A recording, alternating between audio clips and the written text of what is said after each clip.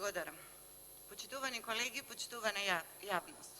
Секој предлог закон кој се предлага за земјоделието и е со цел да се подобри состојбата на земјоделците, на земјоделието, кој е во интерес на самите земјоделци, ќе биде поддржан како од мене, така и од моите колеги, пратеници од ВМРО-ДПМН и коалицијата.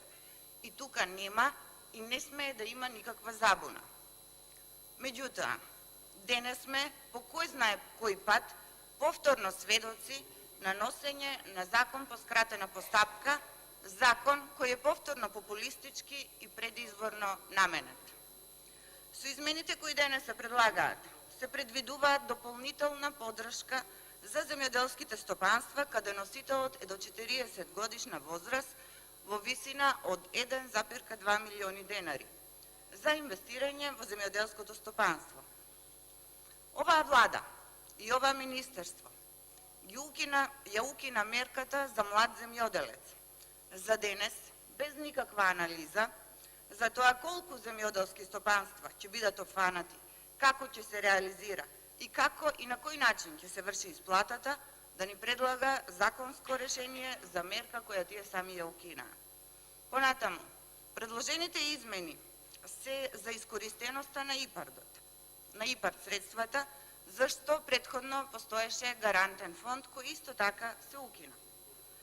Кога сме веќе кај средствата од ИПАРД, морам да кажам и да ве прашам, колеги, дали знаете дека веќе втора година земјоделците не можат да си ги подигнат своите средства, да си ги земат парите за тракторите кои ги купија аплицирајќи токму на повик на ИПАРД и кои им беа одобрени и по редот на нештата веќе требаше да им бидат подигнати.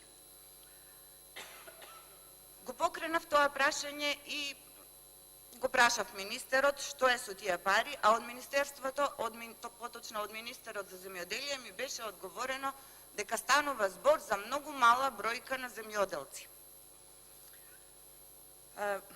Бројката, како што тој ја нарече, на земјоделци воопшто не е мала, затоа што не станува збор за бројка, станува збор за луѓе, за човек, за семејства кои се задолжиле верувајќи дека владата ќе гарантира дека тие средства ќе им бидат вратени. Затоа и се задолжиле, затоа и аплицирале. Како што реков, крајно популистички, подценувачки однос кон земјоделците и нивната интелигенција.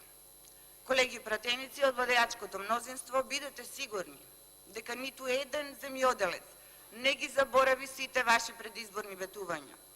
Добро се сеќаваат кога Зоран Заев, тогаш во функција на председател на партија, дојде во Неготино и пред сите кажа дека државата ќе гарантира за откупот на сите земјоделски производи, дека ќе има загарантиран откуп, дека ќе има интервентен фонд кој ќе биде наменет за години кога цената на земјоделските производи, односно на грозието, ќе биде под производствената цена. Ова ветување ви е заборавено и сега сме сведоци како министерот за земјоделие се фали со достигнувањето дека оваа година лозарите ќе добиеле дополнителни субвенции од 2 денари за килограм продадено грозие. И тоа, како што вели самиот министер, не само за винските сорти Вранец и Смедеревка, туку и за сортите Кратошија, Странушина, Црн бургундец, Жилавка и Кадарка од реколтата 2019 година. Може би министерот не знае, но некој од неговите бројни советници требало да му појасни дека Вранец и Картошија се една иста сорта. Колешка, се вратите на темата. Законот е темата нешто друго. Јас сум должен согласно деловникот да го предупредам говорникот дека не говори на темата. Ја нема да ги користам другите деловнички можности, само да ви укажам. На ваше како ги се однесуваат. Почитуван колега, значи измените се однесуваат во Законот за земјоделие, се однесуваат токму и во делот лозарство. Затоа мора да го потсетиме министерот. За тоа што зборуваше и што сега зборува. Како што реков, може би министерот не знае, но некој од бројните советници треба да му каже дека Вранец и Картошија е една иста сорта. И не е за пофалба дека ги зголемиле бројот на сорти кои се субвенционираат. Исто така, министерот можел да отвори и да го види лозови од катастар во Македонија. Сигурно ќе видел дека сортите жилавка и странушина, како и кадарка, се сорти на грозие, кои тукурече и ги нема во Македонија. Еве за информација за него, сортата странушина во нашата општина, во Неготинската општина, има само 1 хектар. Исто е и низ цела Македонија. Што е со останатите вински сорти? Шардоне, Мерло, Кабарне, Совиньон, Рајски Ризлинг и ред други сорти на грозие, кои исто така се вински, кои знаете ги има и тоа на многу големи површини, како во Тиквешијата, така и низ цела Македонија. Дали производителите на останатите сорти немаат штети и загуби од намалените приноси и од екстремно ниските цени? На кој начин се избрани кои сорти ќе бидат субвенционирани, а кои не? Дали знаете дека, например, рајскиот ризлинг во Неготино се откупуваше за 12 денари, додека лани цената му беше 19, значи 7 денари разлика и за него нема субвенции.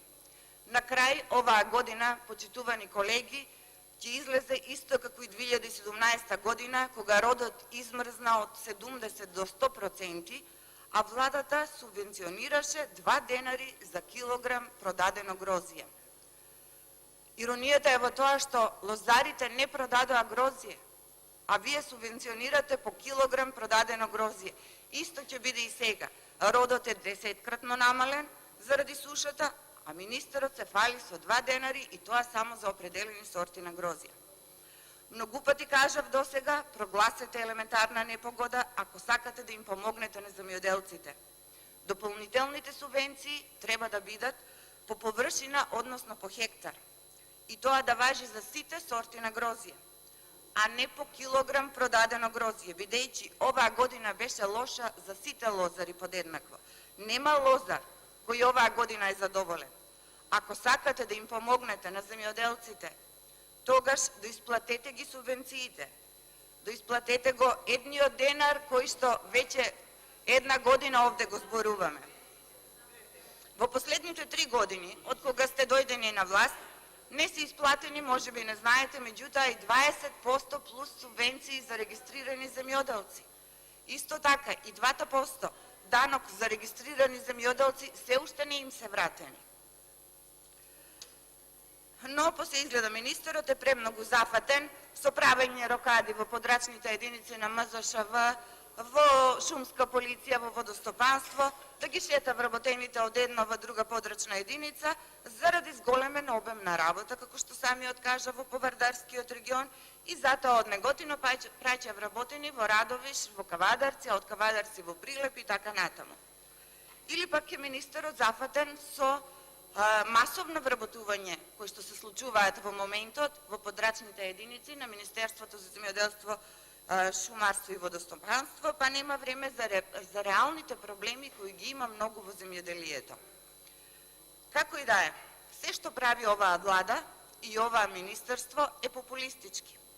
Сето е популизам и глума за наводната грижа кон лозарите, како впрочем и кон сите земјоделци. Но верувајте дека земјоделците одамна го препознаат тоа, што е премногу очигледно дека оваа власт манипулира со нив.